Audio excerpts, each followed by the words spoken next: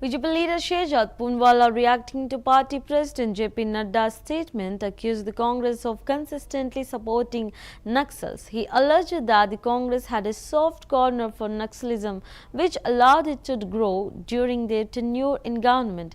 Poonawalla further claimed that Congress leaders Kanhaiya Kumar and Supriya Srinath defended Naxalites, even referring to them as matrace. His remarks were framed as part of a border attack on the opposition, portraying Congress as sympathetic to extremist elements while contrasting it with the BJP stance of combating them. का हाथ हमेशा नक्सलियों के साथ। इसके लिए कोई प्रमाण की आवश्यकता है? प्रत्यक्षम किम प्रमाणम, जो दिखता है उसके लिए प्रमाण की क्या आवश्यकता?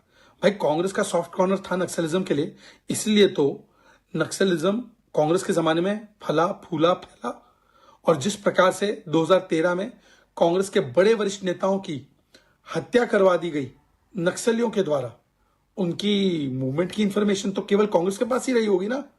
यह हकीकत है कि नहीं कि यूपीए के जमाने में नक्सली सिंपथाइजर को एनएसी में, मतलब सोनिया गांधी जी की सबसे टॉप बॉडी में लिया गया। यह हकीकत है कि नहीं कि नक्सलियों को शहीद बोलकर कभी कन्हैया कुमार ने, कभी सुप्रिया श्रीनाथ ने डिफेंड किया है।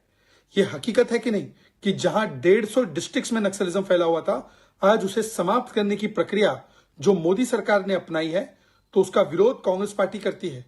और जब मार्च 2026 तक नक्सलिज्म समाप्त होने वाला है तो कहती है सीज फायर कर दो। तेलंगाना प्रदेश कांग्रेस कमेटी के अध्यक्ष ने भी यह स्टेटमेंट दिया है। जब यूपीए के जमाने में भी नक्सलिज्म पर कार्रवाई करने की थोड़ी चेष्टा होती तो फोर्सेस को रोक लिया जाता।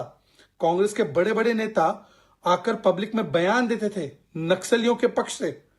इससे साफ हो चुका है कि कांग्रेस का हाथ न केवल पाकिस्तानी जिहादियों के साथ बल्कि नक्सलियों के साथ।